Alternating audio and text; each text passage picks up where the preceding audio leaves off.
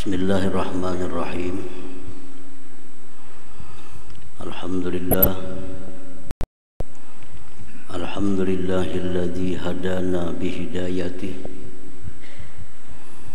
wa waffaqana bitaufiqihi wa amarana bita'atihi wa ma'rifatihi.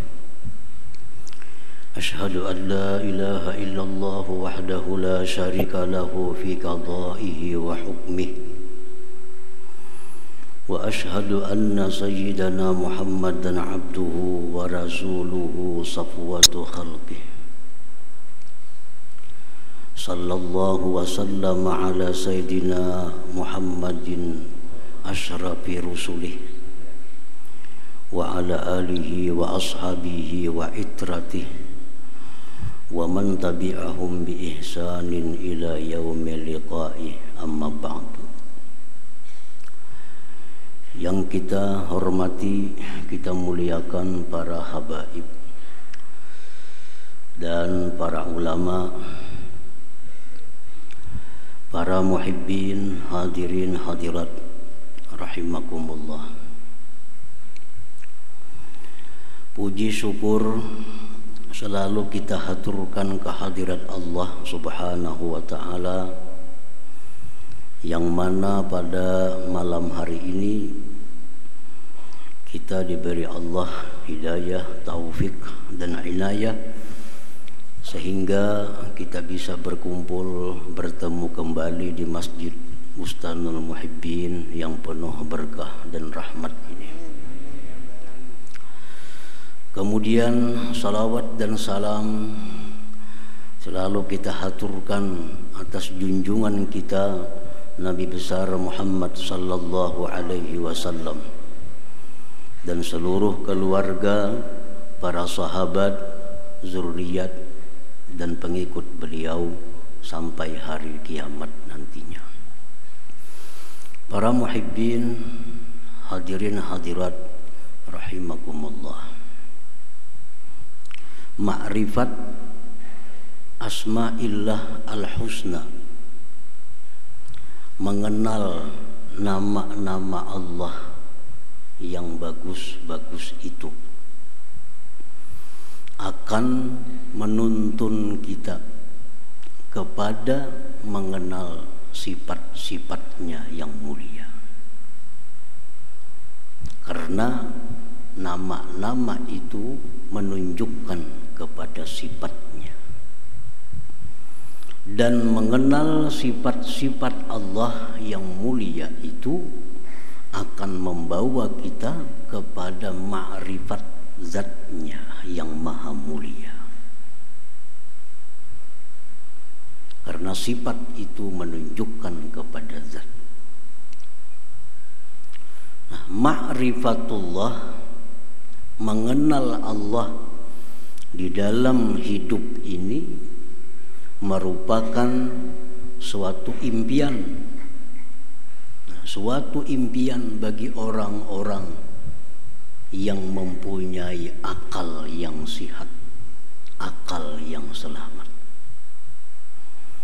Allah Subhanahu wa ta'ala berfirman, "Wa ma khalaqtul jinna wal ins illa liya'budun." Artinya tidak aku ciptakan jin dan manusia melainkan liya'budun, liya'rifun, untuk mengenal aku. Nah, jadi manusia yang punya akal baik, manusia yang punya akal sehat, mereka ingin sekali ma'rifatullah, mengenal Allah Subhanahu wa ta'ala. Nah, para muhibbin, hadirin hadirat rahimakumullah. Di dalam hal makrifat kepada Allah ini, manusia ada terbagi tiga. Pertama, kelompok yang disebut dengan la aqla lahum, manusia yang tidak ada akal baginya. Ini manusia cuma tidak ada akal.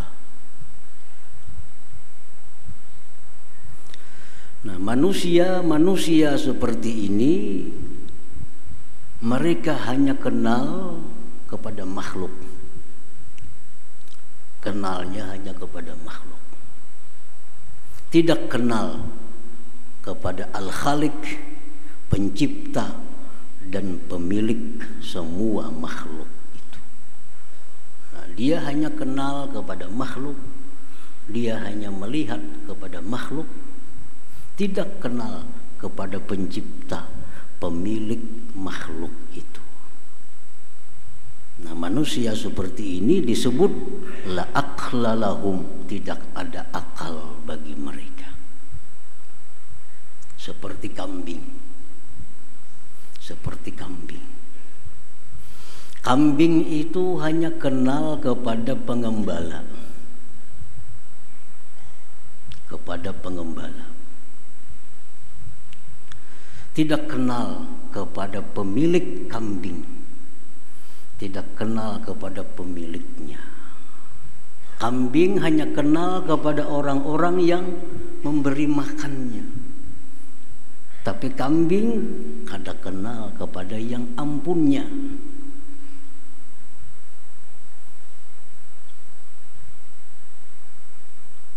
Begitu pengembala datang, kambing senang. Kambing berparak, kambing mendekat kepada si pengembala. Karena ini datang bawa rumput. Datang pemiliknya pakai mobil, baju jas, bungas orangnya. Kada hira-hiran kambingnya. Kada hira-hiran. Dikawai kada hira-hiran, bahkan berjauh. Padahal ini ampunnya kambing. Menjarnya sembalihnya kambing itu. Cuma inya kada kenal. Kenalnya cuma pengembala. Bajunya cumpang-camping, selawarnya cumpang-camping. Kenalnya cuma itu. Karena itu yang tiap hari mendatangkan membawa makanan. Kada kenal pemiliknya. Dan kambing kada berusaha kenal kepada pemiliknya, kada perlu kenal. Nah, itulah manusia yang hanya kenal kepada makhluk, tidak kenal dan tidak ingin kenal kepada Al-Khaliq, kepada pencipta. Itulah aqla lahum, tidak ada akal, seperti kambing tadi. Muhibbin hadirin hadirat yang dimuliakan Allah. Manusia yang tidak ada akal ini keinginannya cuma dekat dengan makhluk. Keinginannya cuma dekat dengan makhluk. Keinginannya diperhatikan makhluk. Keinginannya jinak dengan makhluk. Kalaupun dia beribadah, sembahyang, bersedekah, tapi tujuannya agar dipuji oleh makhluk, agar makhluk simpati kepadanya, agar dipilih oleh makhluk. Andai kata calon misalnya, andai kata dia beribadah, karena dia hanya makhluk tahunya. Walaupun beribadah, tujuannya agar dipuji makhluk, dekat dengan makhluk, disayang oleh makhluk, dipuji oleh makhluk. Nah, manusia-manusia seperti ini di akhirat nantinya akan banyak mendapat kesulitan-kesulitan. Di akhirat akan banyak mengalami kesengsaraan karena dia tidak kenal kepada Al-Khaliq, kepada pencipta alam semesta ini. Nah, muhibbin hadirin hadirat yang dimuliakan Allah.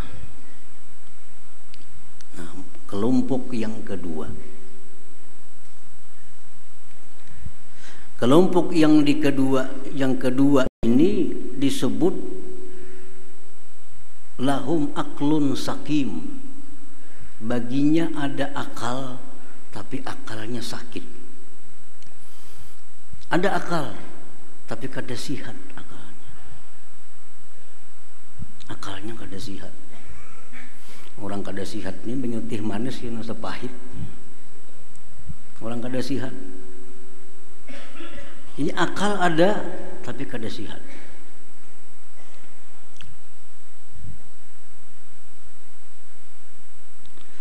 Nah, orang-orang yang kelompok ini, dia selalu ingin dapat nikmat Allah, ingin dapat perlindungan Allah, ingin mati ke surga, ingin banyak dapat bidadari,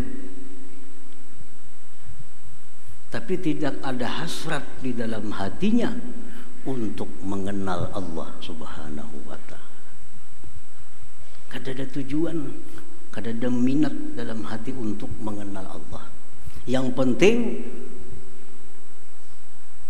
penting dapat nikmat, dapat kebahagiaan, dapat kesenangan dari Allah, dipelihara Allah daripada bala bencana, rezeki diluaskan Allah. Perkara siapa Allah kada perlu tahu. Kada perlu tahu. Nah, ini orang berakal, cuma akalnya sakit. Nah, orang seperti ini kalaupun dia beribadah kepada Allah, sembahyang, baca Quran, tapi selalu minta kepada Allah, murah rezeki, selamat dari bala, lunas hutang, mati ke surga, berkumpul lawan Nabi ya pulang di surga minta.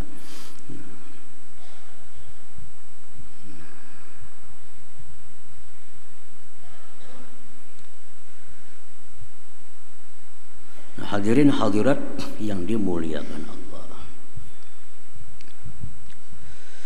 Nah, kelompok yang kedua ini, andai kata dia mati masuk surga, maka dalam surga itu nantinya kesenangannya makan, minum, berpakaian yang indah-indah, bercinta dengan pasangan-pasangannya. Itulah kesenangannya di dalam surga. Ini kelompok yang kedua. Nah, kelompok yang ketiga disebut lahum aklun salim. Tadi sakim, ada ini salim. Orang yang bagi mereka itu akal yang selamat, akal yang sehat. Nah, siapa kelompok manusia yang berakal sehat itu? Itulah kelompok orang-orang yang ingin kenal dengan Allah Subhanahu wa ta'ala, yang ingin dekat dengan Allah, yang ingin jinak dengan Allah. Mereka ingin apabila mendapat suatu nikmat, bukan hanya melihat pengantar nikmat, tetapi ingat kepada yang memberi dan pengirim nikmat itu, Allah Subhanahu wa ta'ala. Nah, inilah orang yang punya akal sehat, selalu ingin tahu, ingin kenal siapa yang selama ini memberi aku rezeki, siapa yang selama ini yang menghidupkan aku, siapa yang selama ini memberikan keamanan, kelapangan kepada aku, siapa itu. Nah, dia mencari, ingin kenal kepada orangnya. Nah, ini orang yang disebut aklun salim, punya akal yang sehat. Nah, hadirin hadirat yang dimuliakan Allah, tiap hari kita dikirimi orang baras tiap hari, bertahun-tahun sudah, tiap hari dikirimi baras, iwak secukupnya. Kalau kita punya akal sehat, kita hendak tahu siapa nama ngirim ini, baiknya pang tiap hari. Nah, itu akal sehat. Cobakan aja kita. Tiap hari buka lawang rumah, ada baras, ada iwak, ada amplop isi duit. Saben hari ada. Pasti kita hendak tahu mana orangnya yang beri ini. Nah ini orang punya akal sihat.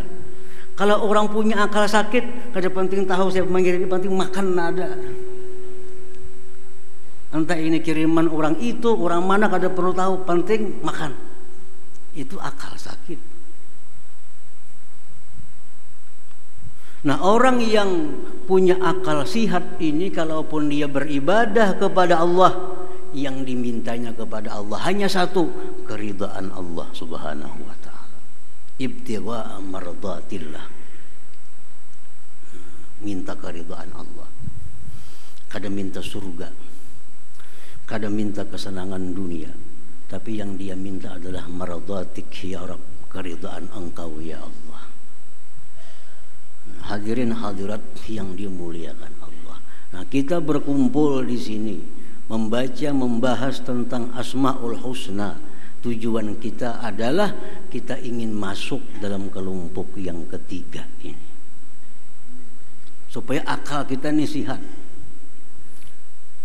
Nah, jadi kita pengajian ini tujuan kita satu, kita hendak kenal, hendak tahu siapa, bagaimana yang selama ini sangat baik kepada kita, sangat sayang kepada kita.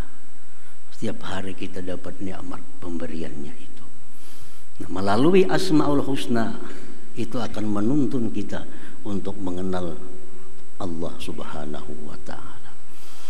Nah, hadirin hadirat yang dimuliakan Allah, Rasulullah sallallahu alaihi wasallam bersabda, innalillahi tis'atan wa tis'ina isman mi'atan illa wahida man ahsaha dakhalal jannah, akhrajahul Bukhari wa Muslim. Bahwa Allah mempunyai 99 nama, 100 kurang 1. Siapa yang ahsaha, siapa yang memeliharanya, maka dia akan masuk surga. Pengertian memelihara sudah dijelaskan, artinya menghafal, memahami, dan mengimani. Satu persatu Asmaul Husna kita hafal, kita paham, kita beriman. Bila mampu demikian, Rasulullah menjamin dakhalal jannah, masuk surga. Al-ula min asma'illah al-husna, yang pertama daripada Asmaul Husna itu Allah. Itu yang pertama, Allah.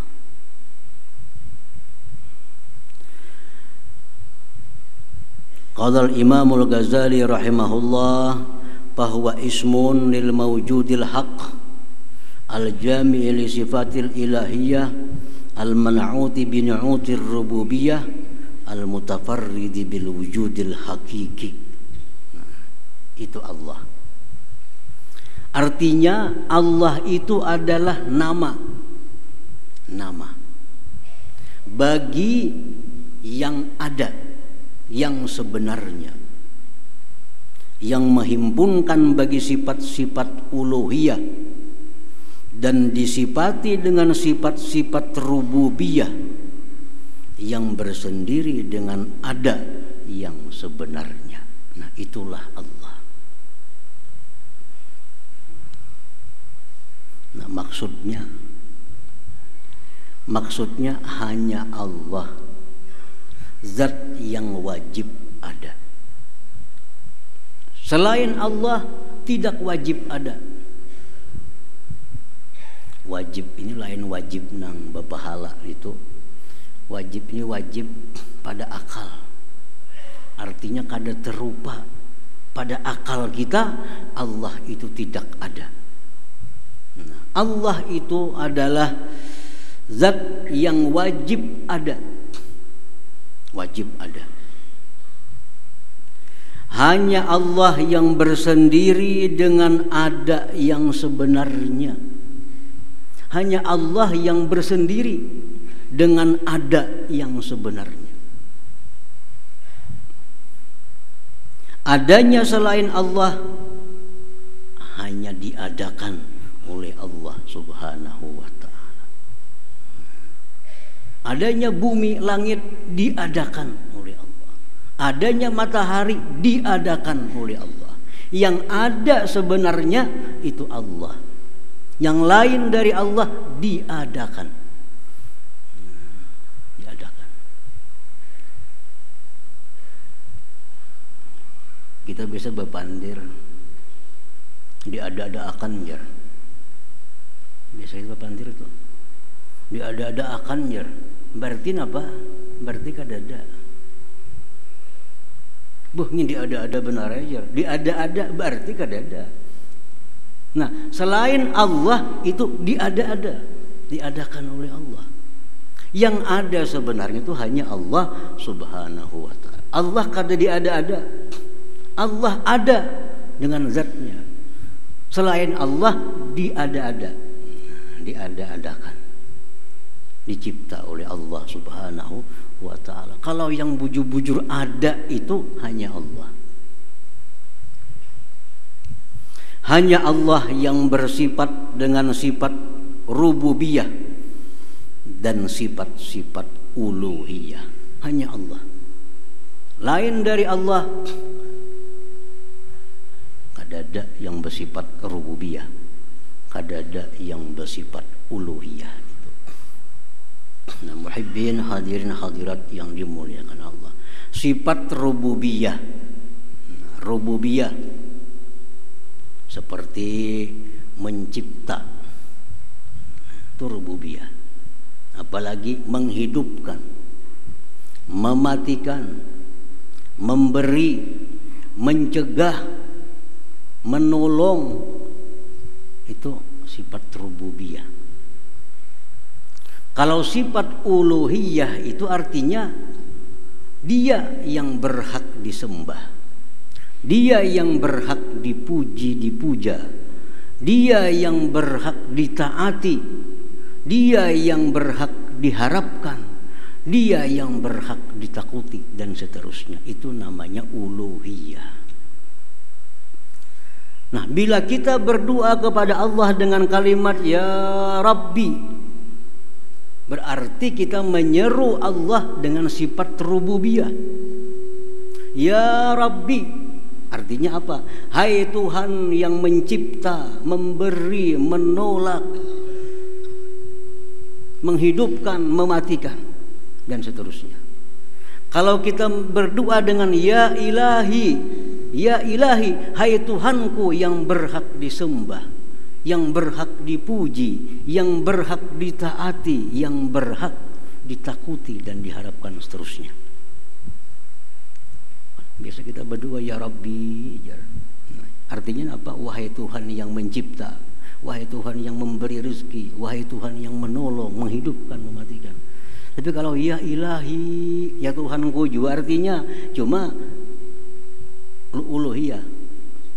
Ya Ilahi, hai Tuhan yang berhak disembah. Nah, tapi kalau kita berdoa dengan Ya Allah atau Allahumma, mencakup Ya Rabbi dengan Ya Ilahi kedua-duanya. Kalau Ya Rabbi kada termasuk uluhiyah. Kalau Ya Ilahi kada termasuk rububiyah. Tapi kalau Ya Allah masuk kedua-duanya. Rububiyah ada pada Allah, uluhiyah ada pada Allah. Nah, makanya doa itu kebanyakannya diawali dengan Allahumma. Allahumma itu asalnya Ya Allah, ya-nya dibuang, diganti dengan mim, lalu Allahumma. Begitu kita menyeru Ya Allah, komplit dah.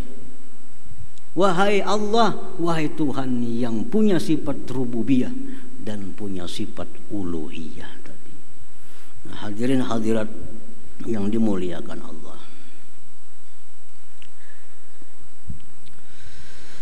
Qala al-Imam al-Ghazali rahimahullah, "I'lam anna hadzal isma a'zamu asma'illah azza wa jalla at-tis'ati wa tis'in." Ketahuilah bahwa ini nama Allah paling agung, Asmaul Husna.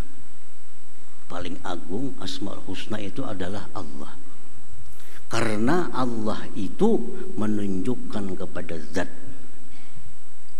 Menunjukkan kepada zat. Kalau Rahman menunjukkan kepada sifat kasih sayang. Alim menunjukkan kepada sifat ilmu. Sami' menunjukkan kepada sifat mendengar.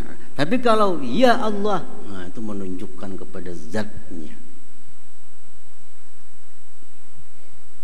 Allah bisa kita panggil, bisa kita berdoa dengan ya Allah, ya Sami', ya Basir, bisa. Boleh. Dalam Al-Quran disuruh kita berdoa dengan Asmaul Husna. Tapi yang paling utama Allah. Kayak orang manusia, namanya adalah umpamanya Syukran. Nah, Syukran itu nama yang menunjukkan kepada zat. Nah, si Syukran ini orangnya alim, di Kiau tuan guru. Di Kiau tuan guru. Syukran ini harat jo betukangan, di Kiau tukang. Syukran ini harat jo melukis, di Kiau pelukis.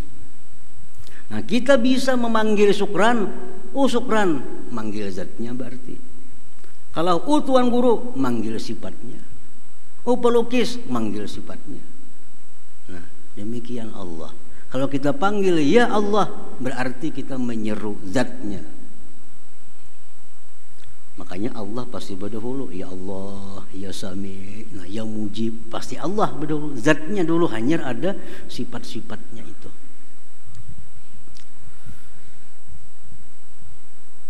Jadi Allah itu adalah paling agung di antara sekian Asmaul Husna.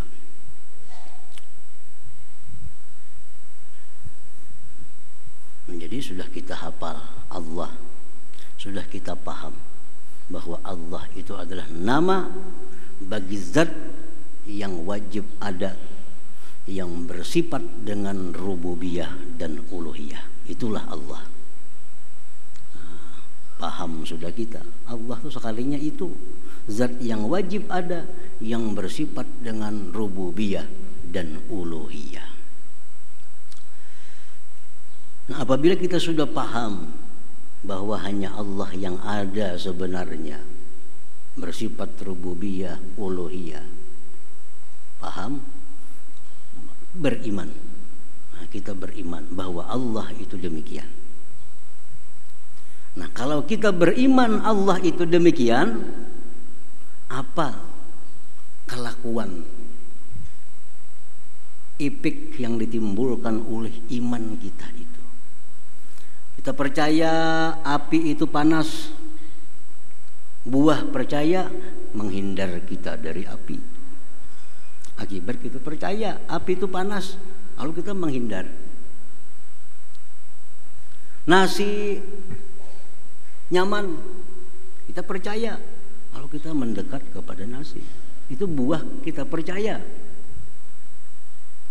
Nah, kalau kita percaya bahwa Allah tadi seperti itu, zat yang wajib ada, yang lain diada-adakan, punya sifat rububiyah uluhiyah. Nah, kita percaya keimanan kita itu membuahkan 4 akhlak kita, 4 kelakuan kita. Yang pertama, la yara illallah. Dia tidak melihat kecuali hanya kepada Allah. Karena yakin, beriman, yang lain tuh kadada diada-akan aja. Yang ada sebenarnya hanya Allah. Lalu inya kada melihat selain daripada Allah. Nah, artinya kada melihat selain Allah itu, artinya kada melihat selain Allah itu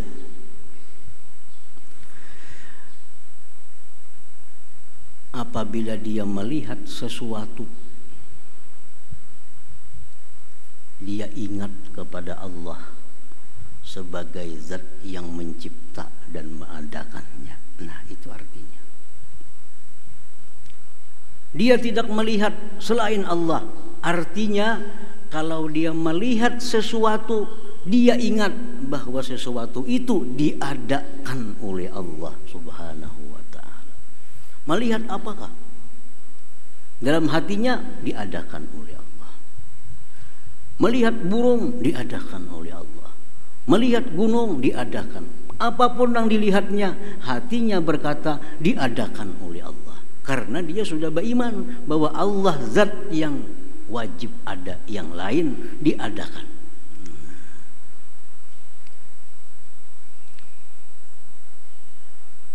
Melihat baras juga cuma di hatinya diadakan oleh Allah. Jangan baras padahal Tuhan. Ini pas makan Tuhan. Baras iya baras, cuma dalam hati kita diadakan oleh Allah. Melihat iwak juga, tapi dalam hati diadakan oleh Allah. Nah itu artinya dia tidak melihat kecuali kepada Allah. Akibat beriman dengan nama Allah tadi. Satu itu. Yang kedua, dia tidak menoleh kecuali kepada Allah. Dia tidak menoleh kepada selain Allah. Nah, artinya apa? Kada menoleh kepada selain Allah, dia tidak mencari penilaian makhluk. Tidak mencari pujian makhluk. Dalam setiap perilakunya, dalam setiap tingkah lakunya. Dia tidak peduli celaan orang yang mencela selama dia berada di jalan yang diridhai oleh Allah Subhanahu wa ta'ala. Nah ini namanya tidak menoleh kepada selain Allah. Biar aja orang mencela, yang penting Tuhan kada mencela aku. Kadang-kadang kita ada dihadapkan masalah. Kalau ini kita perbuat, orang kada ketuju, tapi Allah ketuju. Ambil nang Allah ketuju. Kalau kita beriman dengan nama Allah itu. Nah, dia tidak menoleh kepada Allah. Kalau aku makai ini padahal orang kada baik, tapi Allah madahkan baik, ambil nang ampun Allah itu. Kalau aku makai ini orang samuan baik madahkan aku, tapi Allah padahal tuju, ambil nang ampun Allah itu. Nah, itu artinya kada menoleh kepada selain Allah. Yang ketiga dan keempat, dia tidak mengharap dan tidak takut kecuali hanya kepada Allah. Nah, tidak mengharap dan tidak takut hanya kepada Allah. Artinya dia tidak beribadah melainkan hanya mengharap ridha Allah. Dan dia tidak menjauhi maksiat melainkan semata-mata takut kepada Allah Subhanahu wa ta'ala. Bila empat hal itu ada dalam diri kita, kita ngarannya, kita ini namanya al-mu'min. Bismillah, orang yang beriman dengan nama Allah itu. Tahu sudah Allah tadi, ini artinya beriman. Bila kita beriman dengan nama Allah tadi, kita kadang melihat sesuatu kecuali Allah. Artinya kita melihat apapun, kita ingat itu diadakan oleh Allah. Yang kedua, yang kita cari itu adalah perhatian Allah. Yang kita cari penilaian Allah. Orang mencela kada jadi soal selama Allah memuji aku. Nah, kedua itu. Yang ketiga, beribadah tidak ada yang diharap selain ridha Allah. Menjauhi maksiat semata-mata karena takut kepada Allah Subhanahu wa ta'ala. Empat hal itu buah keimanan kita kepada Asmaul Husna yang pertama, Allah itu. Nah, hadirin hadirat yang dimuliakan Allah. Kemudian zikrullah bilafzil jalalah. Kita berzikir dengan lafaz Allah. Allah, Allah, Allah, Allah. Ini ada dua pendapat ulama. Satu pendapat ulama yang mengatakan tidak ada zikir dengan lapas Allah Allah. Tidak ada. Yang ada diajarkan Rasulullah, la ilaha illallah, alhamdulillah, subhanallah, astagfirullah.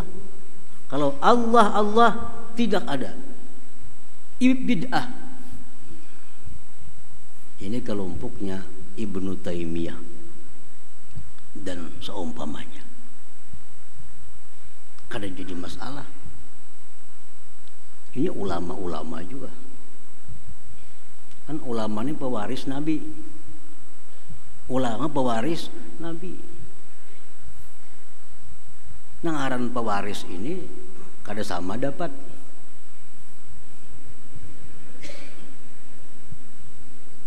Abah kita sugih, mesti motor, perumahan, rumah, toko. Kakak dapat toko, kada dapat rumah. Kita dapat kabun, kada dapat duit. Tapi sama mewaris Nabi juga. Jadi perbedaan para ulama itu kada perlu dipersoalkan. Yang penting nama kita hendak umpati. Samuaan ya ampun Nabi juga. Samuaan ampun Nabi. Waris Nabi. Nah, kelompok ini mengatakan tidak ada zikir Allah Allah. Kalau hendak berzikir la ilaha illallah. Lebih baik karena itu diajarkan oleh Nabi langsung. Nah, pendapat yang kedua, ada itu zikir Allah Allah. Ada. Bahkan Imam Abul Abbas Al-Mursi, ini gurunya pengarang hikam, berkata, liyakun zikruka Allah Allah fa inna hadzal isma sultanul asma. Hendaklah zikir engkau itu Allah Allah Allah, karena itu merupakan rajanya Asmaul Husna. Abul Abbas Al-Mursi ulama juga, pewaris Nabi juga. Kalau empat ulama yang pertama kada perlu berzikir Allah Allah. Kalau empat kelompok ulama yang ini ya boleh kita berzikir dengan Allah Allah itu. Berapa mestinya zikir Allah Allah ini? Sehari kada ditentukan. Makin banyak makin bagus. Apa manfaatnya kalau kita berzikir Allah Allah Allah untuk mewujudkan yang empat hal tadi? Supaya kita kadang melihat sesuatu melainkan Allah, kadang menoleh kepada selain Allah, tidak takut, tidak berharap kecuali Allah. Kalau hendak dapat itu, banyaknya berzikir Allah Allah Allah. Ya sekada-kadanya 2000 ke sehari. 1000 itu 10 menit saja. Kada sampai sebilah rukuk. Coba aja. Allah Allah Allah Allah Allah sampai ke hati-hati tapi nyala Allah 10 menit kada sampai tuntung. Nah, siang 1000, malam 1000, amalkan ya sedikit demi sedikit kita akan bisa melihat apa, oh diadakan Allah, melihat apa, oh diciptakan Allah. Itu faedahnya orang yang mengamalkan zikir lafzul jalalah. Ulun dulu waktu mengaji dengan Habib Abu Bakar Al-Habsi, Abu Bakar bin Salim Dahlia, hanya mengaji lawan Sidin, belum lagi diajari apa-apa oleh Sidin. Kami Sidin amalkan Allah Allah 10.000 sehari. 10.000 sehari. Kalau terlalu lawas juga 10.000. Untuk di warung 2-3 jam ada kerasaan kita. Di muka TV kada kerasaan. Cuma kalau 10.000 sehari, 2.000 aja sehari, siang 1.000, malam 1.000, Allah Allah sampai ke hati-hati tapinya, Allah Allah Allah. Setengah bulan amalkan, karena setengah bulan akan datang kita sudah merasa melihat apa ingat Allah, melihat apa ingat Allah. Malam 1.000, siang 1.000. Amalan lain tarusakan aja, jangan diambil. Yang biasa baca la ilaha illallah 1000 tarusakan, yang salawat biasa tarusakan. Ini tambahan. supaya kita dapat buah iman. Nah, 4 perkara tadi. Nah, hadirin hadirat yang dimuliakan Allah, mudah-mudahan Allah berikan kita taufik hidayah sehingga bisa mengamalkan ilmu yang diberikan Allah Subhanahu wa taala kepada kita. Dan insyaallah kita pada setengah bulan yang akan datang memasuki asma yang kedua, yaitu Ar-Rahman. Ila hadratin Nabi sallallahu alaihi wasallam. Al-Fatihah.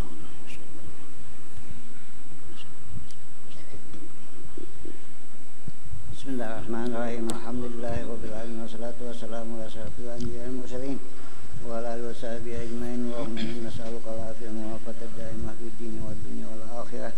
Allahumma shalli ala sayyidina salatan tunjina biha min jamil ahwali wal afat wa taqdi lana biha min jamil hajat wa takhunna bihi sayyi'at wa tawna biha ala darajat wa tuballighuna fi asrari min al-khair fil hayati wa ba'dal mamat. Allahumma inna nas'aluka al-huda wat tuqa wal 'afafa wal ghina. Allahumma inna nas'aluka at-taubata wat taufiq wa hidayah wa istiqamah wal husnul khatimah. Allahumma sa'alaka abduka nabiyyuka Muhammadin sallallahu alaihi wasallam.